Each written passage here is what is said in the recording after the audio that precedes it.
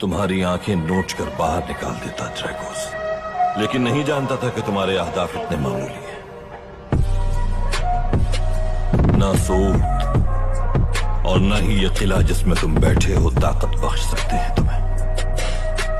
और अगर इस खित्ते में तुम ताकतवर नहीं होगे तो तुम्हारी हालत बहुत जल्द एक साकिन झील की मानिंद हो जाएगी। एक तरफ बाज़ंतीन और दूसरी तरफ सल्जूक मौजूद है।